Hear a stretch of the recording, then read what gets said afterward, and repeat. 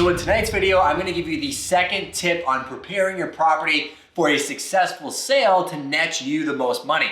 I'm Justin Conagle, one of the owners of Prime Real Estate. We have a team of about 16 people that operate in many different facets of real estate. We do commercial, new build, investing, we do farm acquisitions, residential. We have specialists for every single one of those things. But the good thing about that is we see what works and we're happy to share our knowledge with you. Now, before I get into the actual goods, all I ask of you is you hit that subscribe button, give us some love, support the channel. And if you haven't seen the rest of our videos, go back and watch those because all of this content is free. I'm never gonna sell you anything. And I understand there's people that wanna sell their houses themselves. Maybe you're working with another agent. Maybe you're a new real estate agent looking for tips and tricks that you can apply to your own business.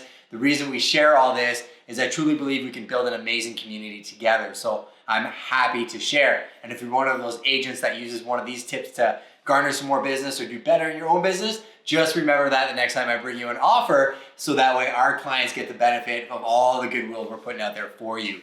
Now, yesterday we covered how knowing the market is absolutely critical when it comes to pricing your home and knowing how to operate on a day-to-day basis or get the best net effective sale on your home. But the second thing you really have to think about is the condition of your home.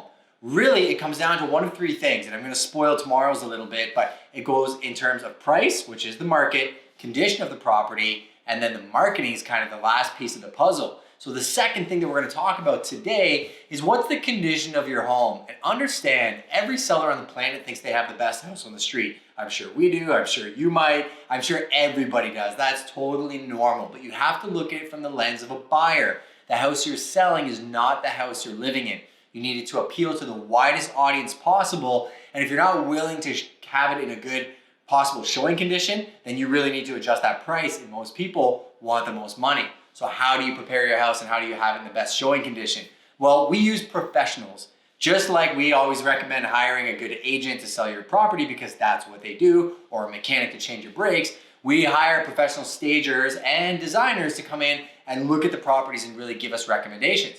Jillian Summers from Upstaging Homes, absolutely amazing friend of ours, has gone through many properties and said, you know what, this doesn't really need anything. Just tell them to do these items and have at it, right? And people like that are instrumental because if they're not really trying to sell every single person, they're just giving you the best advice they possibly can. Now, keep in mind, that's not always the case. Sometimes you have to spend money to really make a difference on the sales price. And I heard a stat, I could be completely wrong on this, so go do your own research. I think the stat works out to something like $2,000 invested in staging brings about a $10,000 return on the sale price, which is very true. I have seen it in action, and I was averse to staging back in the day before we sold the property and staged it and sold for $20,000 over asking price. So I will drink my own Kool-Aid and recommend you get a professional designer, at least a consultation, to tell you what to do with the home.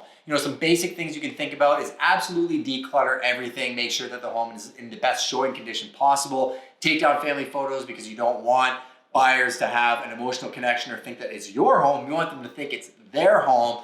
But then also go through, and as a real estate agent, or if you're trying to sell yourself, good luck with that, you want to go through and really dissect the home from start to finish. Take a whole pile of notes, really understand the property, bumps, bruises, and all, and then start getting an idea of what bruises you need to polish a little bit to really maximize the sales price. Now, on that note, I'll say not every single property needs a whole pile of renovations to get to market. A lot of times people come to us and start throwing ideas at us and I tell them, whoa. A fresh coat of paint, maybe fixing some flooring and staging can go a lot longer than renovating an entire kitchen because the person that buys that property may absolutely hate the kitchen that you put in anyways. So you need to be very, very conscious. The last tip I'm gonna give you today is when you're looking at the condition of your home and really doing the assessment of the property before we get to pricing, you wanna think about what's that ceiling of value.